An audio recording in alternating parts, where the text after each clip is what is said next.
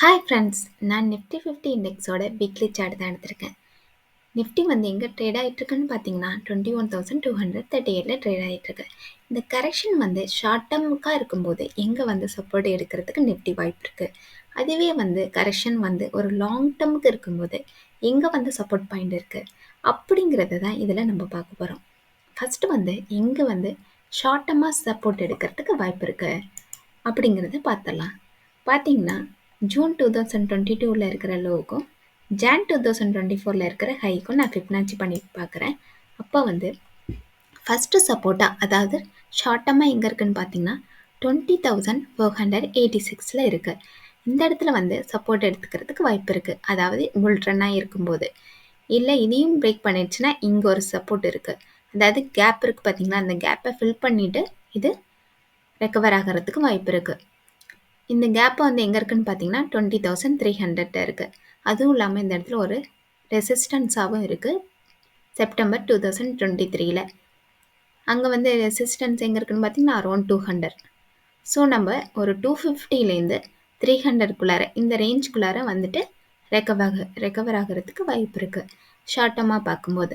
இல்லை இதையுமே பிரேக் பண்ணிடுச்சுன்னா அடுத்ததாக எங்கே சப்போர்ட் இருக்குதுன்னு பார்த்தீங்கன்னா 19,472 தான் இருக்குது. இந்த இடத்துல ஒரு கன்சல்டேஷன் ஆகிருக்கு. ஸோ இந்த இடத்துல வந்து ரெக்கவர் ஆகிறதுக்கு வாய்ப்பு இருக்கும். 19,472 இது பிரேக் பண்ணிடுச்சுன்னா அடுத்த மேஜரான சப்போர்ட் எங்கே இருக்குன்னு பார்த்தீங்கன்னா 18,653. இந்த இடம் வந்து ரெக்கவர் ஆகிறதுக்கு அதிகமாக வாய்ப்பு இருக்குது. என்ன காரணம்னு பார்த்தீங்கன்னா 50% கரெக்ஷன் ஆகிடுச்சு. அதனால சப்போர்ட் எடுத்துக்கிறது வாய்ப்பு இருக்குது. இன்னொரு காரணம் என்னன்னு பார்த்தீங்கன்னா இதோட ட்ரெண்ட் லைன் போட்டிருக்கேன். ஜூன் 2022 இருக்கிற லோவுக்கும் மார்ச் 2023 இருக்கிற லோவுக்கும் சப்போர்ட் லைன் போடும்போது இந்த இடம் தான் எட்ஜான பாயிண்ட் இருக்குது.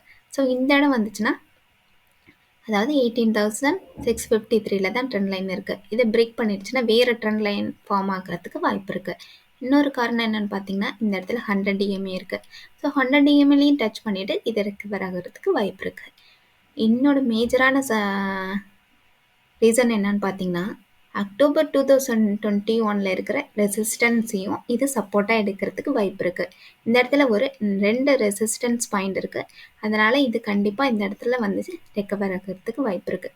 ஒரு மேஜரான கரெக்ஷன் வந்துச்சுன்னா 18,650ல் 2 ரெசிஸ்டன்ஸ் பாயிண்ட் இருக்குது. அதனால் இது இந்த இடத்துல வந்துச்சுன்னா சப்போர்ட் எடுத்துக்கிறதுக்கு வாய்ப்பு இருக்குது. மார்ச் 2020 இருக்கிற லோவுக்கும் ஜான் 2024 இருக்கிற ஹைக்கும் ஃபிப்னாச்சி பண்ணி பார்க்க போகிறேன். எங்கே வந்து இது சப்போர்ட் பாயிண்ட் இருக்குன்னு சொல்லிட்டு பார்ப்போம். ஒரு மேஜரான கரெக்ஷன் வந்துச்சுன்னா இந்த சப்போர்ட் பாயிண்டை தான் இது கன்சிடர் பண்ணுறதுக்கு வாய்ப்பு இருக்குது. அதனால தான் நான் ஒரு லாங் வியூவுக்கு நான் செக் பண்ணி பார்க்குறேன். பார்க்கும்போது பார்த்தீங்கன்னா 18,700 இருக்குது. நம்ம எங்கே பார்த்தோம், இந்த ஜூன் 2022 இருக்கிற லோலேருந்து ஃபிப்னாச்சி பண்ணி பார்க்கும்போது எங்கே சப்போர்ட், நல்ல மேஜரான சப்போர்ட் எங்கே இருந்துச்சு, 50% கரெக்ஷன் ஆகும்போது இந்த இடத்துல தான் இருந்துச்சு. அரௌண்ட் 18,650 இருக்குது. நம்ம லாங் வியூவுக்கு பார்க்கும்போது 18,700 இருக்குது.